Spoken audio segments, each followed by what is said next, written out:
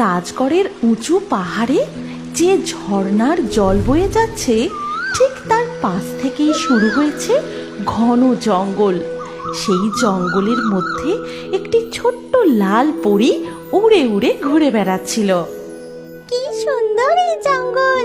কত গাছগাছালি, কত ফুল, রসালো মিষ্টি ফল, কত পাখি ডাকছে চারিদিকে। কেমন সুন্দর প্রজাপতি উড়ছে, চারিদিকটা কি চমৎকার লাগছে।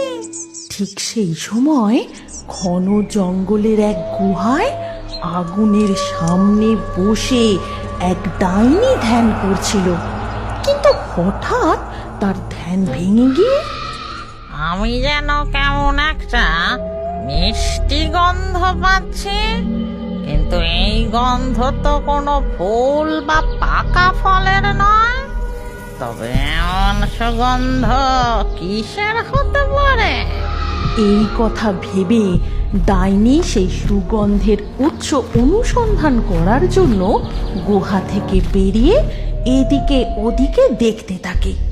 আর তখনই তার চোখে পড়ে সেই ছোট্ট লাল পরী। ও যে দেখি একটা ছোট্ট লাল পরী, ওকে একবার ধরতে পারলে ওর টানা কেটে আমার যজ্ঞের আগুনে আহুতি দিয়ে ও রক্ত চুষে খেলেই আমি ইচ্ছাধারী ভূত পরী হয়ে যাব। এই কথা বলে সেই ডাইনি ছোট্ট লাল পরীর পিছু নেয়।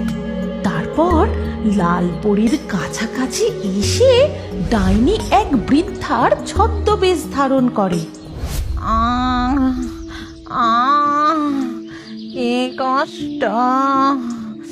আর এই কথাগুলো ছোট্ট লাল পরীর কানে গিয়ে পৌঁছায়। তখন সে ওই বৃদ্ধার সামনে এসে দাঁড়ায়। তোমার কি হয়েছে? খুব কষ্ট হচ্ছে বুঝি? খুব কষ্ট হচ্ছে।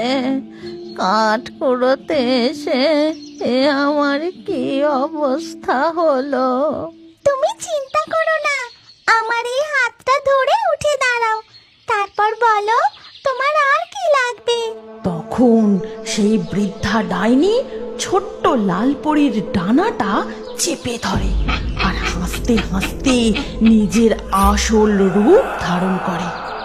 লাগবে লাগবে, তোর এই টানা জোড়া লাগবে, আর লাগবে তোর রক্ত, যেটা পান করলেই আমি ইচ্ছাধারী ভূত পরী হয়ে যাব। তুমি একটা ডাইনি, ছেড়ে দাও আমায়, আমি তো তোমার কোনো ক্ষতি করিনি, ছেড়ে দাও। এই কথা বলে ছোট্ট লাল পরী খুব কাঁদতে থাকে। আর সেই সময় জঙ্গলের উপর দিয়ে উড়ে যাচ্ছিল প্রকৃতি দেবী। সে ছোট্ট লাল পরীর কান্না শুনে তাড়াতাড়ি সেখানে আসে। ততক্ষণে ডাইনি ছোট্ট লাল পরীর ডানা দুটো কেটে নিয়েছে আর তাকে কামড় বসাতে যাবে। ঠিক সেই সময় স্তব্ধ হও ডাইনি, ওকে ছেড়ে দাও, নইলে আজই আমার হাতে তোমার মৃত্যু নিশ্চিত। প্রকৃতি দেবী, আপনি এখানে? ওহো, আমার কার্যে ব্যাঘাত ঘটালেন আপনি, কিন্তু আমি ছাড়বো না। ওই পরীর রক্ত চুষে আমি খাবই। এই কথা বলে সেই ডাইনি ছোট্ট লাল পরীর ডানা দুটি নিয়ে সেখান থেকে অদৃশ্য হয়ে যায়। এবার তুমি আমায় বলো, কে তুমি, এখানে কি করছো, আর ডাইনি তোমাকে ধরলো কি করে? আমি লাল পরি, রাজগড় পাহাড়ের ঝর্ণার পিছনে আমাদের পরীর দেশ।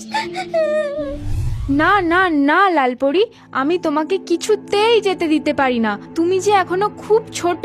তুমি একদম ভয় পেও না মা, আমার কিচ্ছু হবে না। আমি ঝর্ণার ওপারে পৃথিবী রাজ্যের জঙ্গলটা একটু ঘুরেই চলে আসবো। শুনে রাখো লালপরি, যদি তোমার ডানায় কোনোভাবে আঘাত লাগে তাহলে কিন্তু তুমি আর এখানে ফিরে আসতে পারবে না।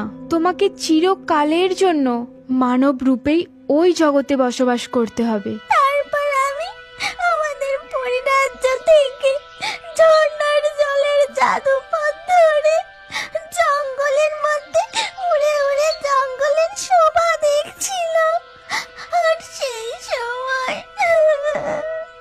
আছে, তুমি চিন্তা করো না, আমি তোমার সাথে আছি। আর এখন আমি যেরকমটি বলবো তুমি সেভাবেই কাজ করো।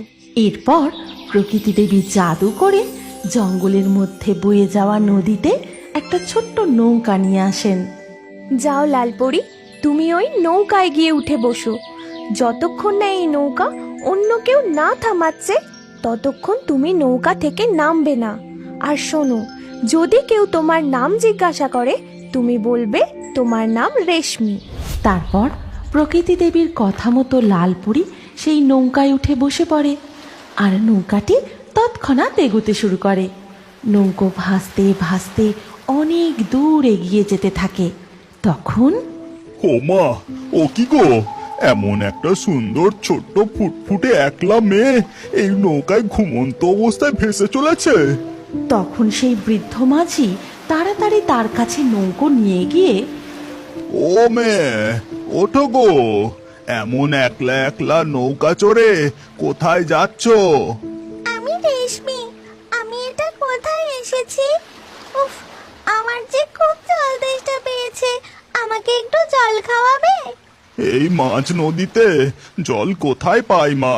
তুমি এসো আমার সঙ্গে, আমার ঘরে এসো।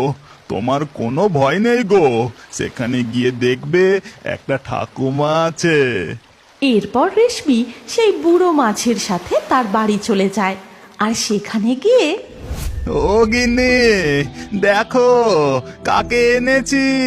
তুমি একজন সঙ্গী চাইছিলে না, এই দেখো ভগবান তোমার জন্য একটা ছোট্ট নাতনি পাঠিয়ে দিয়েছেন। ও মা, একে কোথা থেকে পেলে গো?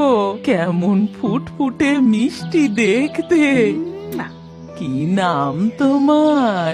আচ্ছা, ওসব না হয় তুমি পরে শুনো, আগে ওকে ঘরের ভেতরে নিয়ে যাও। বেচারিকে দুটো খেতে দাও, একটু জল দাও, ওর যে খুব তেষ্টা পেয়েছে গো। সেই বৃদ্ধা লালপরীকে ঘরে নিয়ে যায়। তারপর একটা থালায় করে একটু ভাত, নুন আর কাঁচা লঙ্কা খেতে দেয়। ঘরে এইটুকুই ছিল মা। মানুষটার বয়স হয়েছে তো, বেশিক্ষণ মাছ ধরতে পারে না। যা জোটে তাই বাজারে বিক্রি করে দুটি চাল নিয়ে আসে।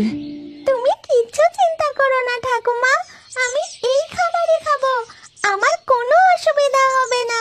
হ্যাঁ রে রেশমি, তোর বাবা মা আত্মীয় স্বজন কোথায় থাকে? তোর বাড়ি কোথায়? সে কথা আমায় জিজ্ঞাসা করো না ঠাকুমা।